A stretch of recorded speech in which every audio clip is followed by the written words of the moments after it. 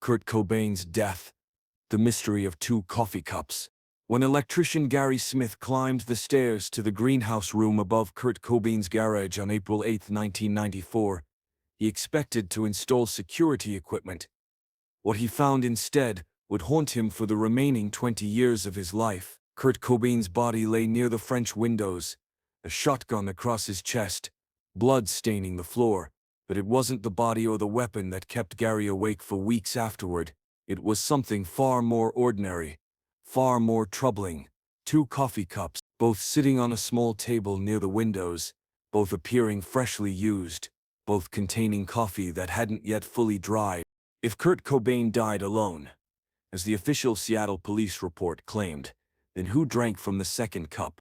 This question, whispered in private conversations, shared in late-night phone calls, and documented in scattered interviews over 2 decades, represents one of the most overlooked pieces of evidence in one of rock music's most controversial faits d'oeuvre. The story of those two coffee cups isn't just about physical evidence.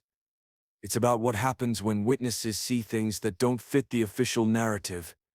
It's about details that get dismissed as unimportant. And it's about one man's 20-year quest to make people understand that something didn't add up in that greenhouse room. Gary Smith was not a conspiracy theorist. He wasn't a Kurt Cobain superfan trying to insert himself into a famous tragedy. He was a working-class electrician from Seattle who happened to be in the wrong place at the wrong time. Or perhaps the right place at the right time, depending on how you view his role in this story. Gary had installed security systems in wealthy Seattle homes for 15 years. He'd seen the inside of mansions belonging to tech executives, professional athletes, and musicians. The Cobain Love property was just another job, another address on his schedule for early April. But from the moment Gary entered that greenhouse room, nothing about this job would ever be ordinary again. Let's establish exactly what Gary saw that morning. The details matter because they've been disputed, dismissed, and debated for decades. Gary arrived at 71 Lake Washington Boulevard East around 8:44 a.m. on April. He'd been hired through Courtney Love's management to install additional security cameras and motion sensors. Gary had visited the property once before, on April 6th, to assess the work needed and take measurements. On that earlier visit, he'd noticed the house seemed empty. Kurt's gray Volvo sat in the driveway, but no one answered when he knocked. Gary had completed his assessment of the exterior and left, planning to return on the 8th to begin installation. When Gary returned on April 8th, the scene was essentially unchanged. The Volvo in the same position, the mail still piling up, the lawn still unmowed.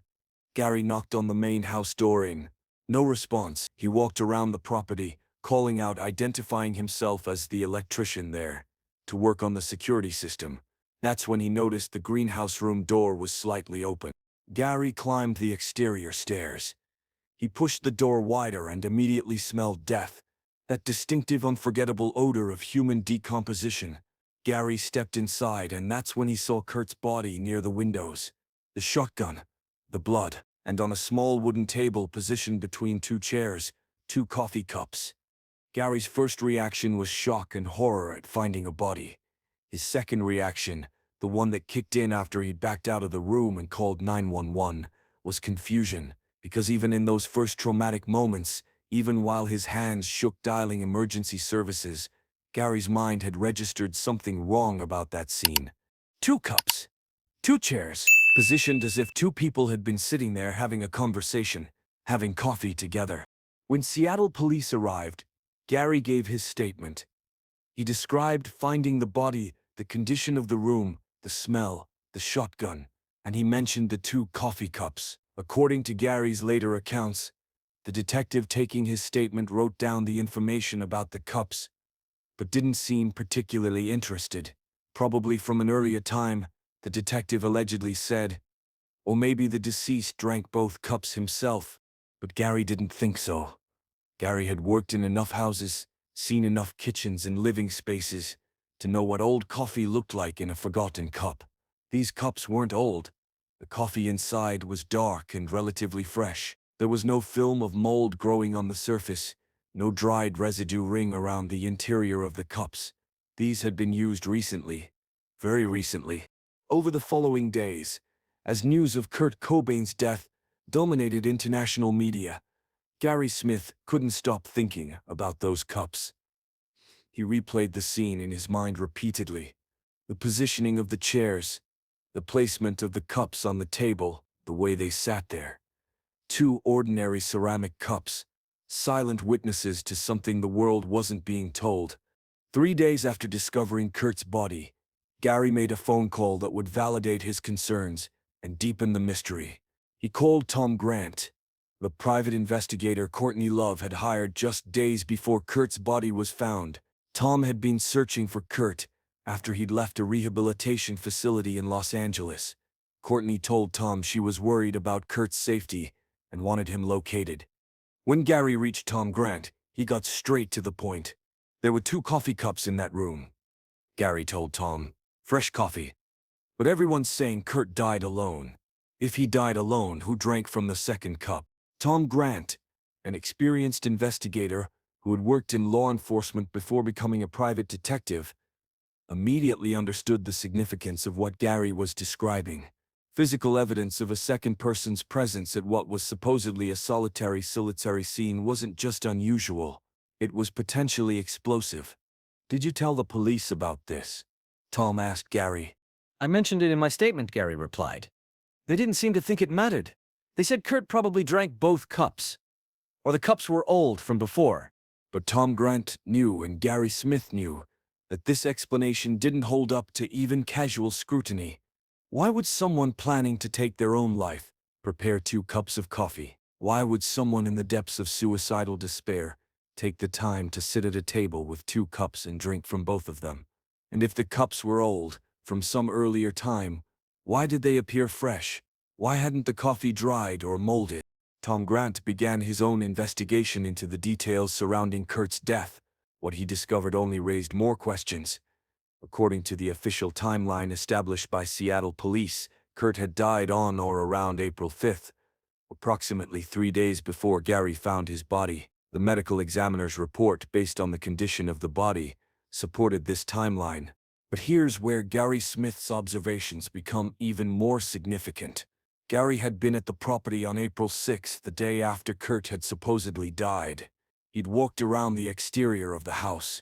He'd been near the greenhouse room, though he hadn't entered it, and Gary insisted he hadn't smelled anything unusual that day. No odor of decomposition, no indication that a body was decomposing in the room above the garage. If Kurt had been dead up there on April 6th, Gary told Tom Grant, I would have smelled it.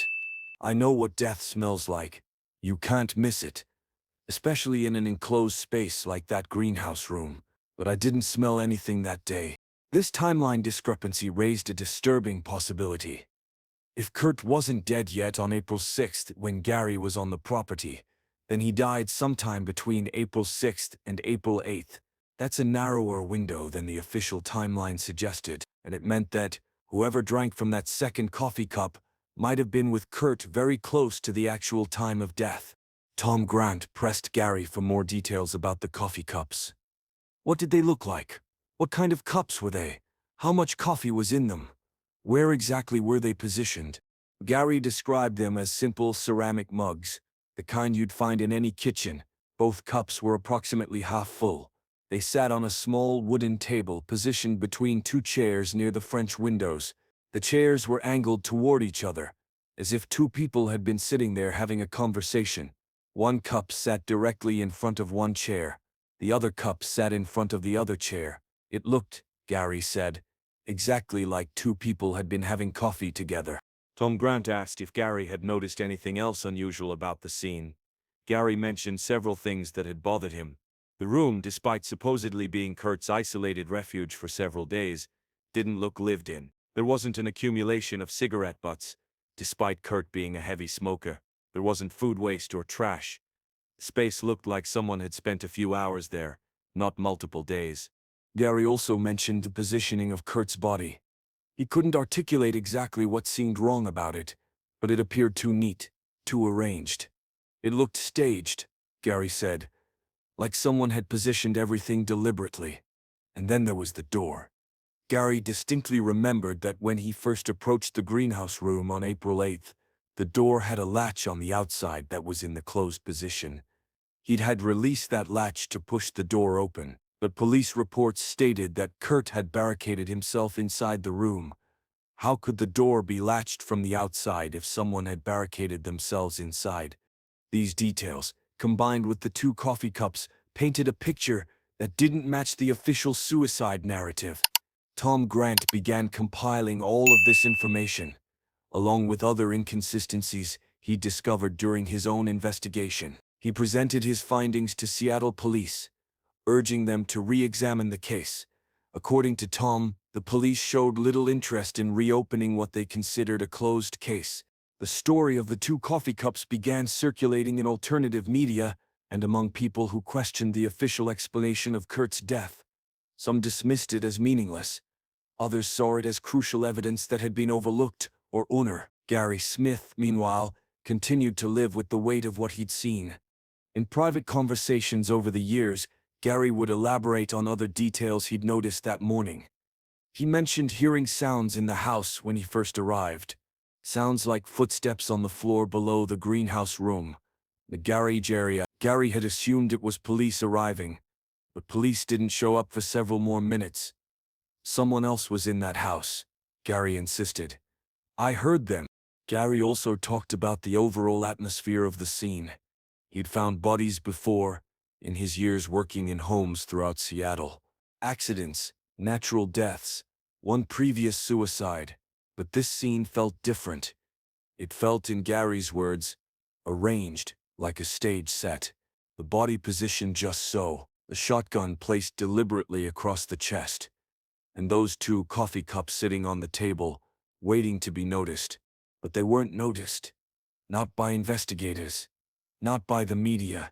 Not by anyone except Gary Smith and the few people willing to listen to his concerns. In 2012, 18 years after finding Kurt's body, Gary Smith received devastating news: pancreatic cancer. Advanced. The doctors gave him less than 2 years. It was during this final period of his life that Gary became more vocal about what he'd witnessed that April morning. He reached out to journalists, documentary filmmakers, anyone who might help bring attention to the overlooked evidence. Most ignored him. Some accused him of trying to profit from tragedy, though Gary never asked for money and never tried to sell his story. He simply wanted people to understand that the official explanation didn't match what he'd seen with his own eyes. A few journalists did listen. They interviewed Gary extensively, documented his accounts, and attempted to verify his claims. What they found was that Gary Smith was entirely credible. He wasn't prone to exaggeration. He didn't have any history of making false claims or seeking attention. He was simply a working electrician who had found a body and couldn't reconcile what he'd observed with what authorities had concluded. One of these journalists asked Gary why he thought the coffee cups hadn't been properly investigated. Gary's response was both simple and damning. I think they decided it was suicide within the first hour, and after that they only looked for evidence that supported that conclusion. Anything that didn't fit got ignored or explained away. This is a common problem in death investigations, particularly when the deceased is famous and the media pressure is intense. Investigators face enormous pressure to provide quick answers, to give the public a narrative they can understand and accept. Sometimes, in that rush to closure, evidence gets overlooked. Questions don't get asked, and alternative possibilities don't get explored. The 2 coffee cups should have triggered immediate questions. In any thorough death investigation, especially one involving a famous individual, every item at the scene should be documented, photographed, collected, and analyzed. Coffee cups with fresh coffee in them should have been processed for fingerprints and DNA. The contents should have been analyzed for any substances beyond coffee. The cups themselves should have been preserved as potential evidence. But according to multiple sources, including Tom Grant's investigative files, those coffee cups were never properly processed. They appear in crime scene photographs, sitting on that table between those 2 chairs, but there's no documentation indicating they were collected, analyzed, or even seriously considered as evidence. Why not? The official answer, When journalists have pressed Seattle police on this question, has been that the cups weren't considered relevant to the cause of death determination. The scene was consistent with suicide. The medical editor confirmed suicide. Therefore, the coffee cups were just background details, no more significant than the furniture or the window. But this reasoning assumes the conclusion it's trying to prove. If investigators had been truly objective, they would have asked, why are there two cups? Who drank from them? When were they used? Do they indicate someone else was present? These are basic investigative questions that apparently were never asked. Or if they were asked, the answers weren't documented. Gary Smith gave his final interview in late 2013, just weeks before his death in January 2014. The interviewer was a documentary filmmaker who had spent years researching questions surrounding Kurt Cobain's death. In that interview, Gary appeared frail and exhausted, the cancer having ravaged his body. But when he talked about that April morning 20 years earlier, his voice became stronger, more certain. I've spent 2 decades thinking about what I saw in that room, Gary said. And I always come back to the same thing. Those 2 coffee cups. Someone was with Kurt. Someone was there, drinking coffee with him, maybe talking to him, maybe arguing with him. I don't know what happened after that. I don't know if what happened to Kurt was his choice, or someone else's choice, but I know he wasn't alone. Those cups prove it. The interviewer asked Gary what he wanted people to understand about his story. Gary's response was direct. I want people to know that the investigation into Kurt's death wasn't thorough. Important evidence was ignored. Questions weren't asked. And now, 20 years later, we're left with a story that doesn't make sense if you actually look at the details. Gary Smith died on January 17, 2014, at age 66. The documentary featuring his final interview was never completed due to lack of funding, but segments of the interview have circulated online, keeping Gary's testimony alive. Tom Grant, who spoke with Gary numerous times over the years, has continued to advocate for a reopening of the investigation into Kurt's death. The 2 coffee cups remain a central piece of evidence in Tom's presentations and writings on the case. Gary Smith had no reason to lie, Tom has stated repeatedly. He gained nothing from coming forward with this information. He just wanted the truth to be known. The truth about those 2 coffee cups remains elusive. We don't know who drank from the second cup. We don't know when the coffee was consumed. We don't know if forensic analysis would have revealed fingerprints, DNA, or other evidence that could have identified who was with Kurt in his final hours. What we do know is this: 2 coffee cups sat on a table in the greenhouse room where Kurt Cobain died. Both appeared freshly used. Both were positioned as if 2 people had been sitting together, and despite this physical evidence of a second person's presence, the official investigation concluded that Kurt died alone. This discrepancy represents more than just a minor oversight in a death investigation. It represents a fundamental failure to ask obvious questions, to pursue evident leads, and to consider alternatives to a predetermined conclusion. 25 years have passed since Kurt Cobain's death. The case remains officially closed, but the questions raised by Gary Smith and those 2 coffee cups continue to resonate. They remind us that official narratives aren't always complete. They challenge us to look more carefully at the details that don't quite fit, and they honor the memory of a working electrician who saw something wrong and spent 20 years trying to make people listen. We may never know with absolute certainty who drank from that second coffee cup. We may never know if Kurt was truly alone when he died, or if someone else was present. But we owe it to the truth, and to Gary Smith's memory, to acknowledge that these questions exist, to admit that the official investigation was incomplete, and to recognize that sometimes the most important evidence is the evidence that gets overlooked. 2 ordinary coffee cups. 2 chairs positioned for conversation. 2 people who may have shared Kurt Cobain's final moments.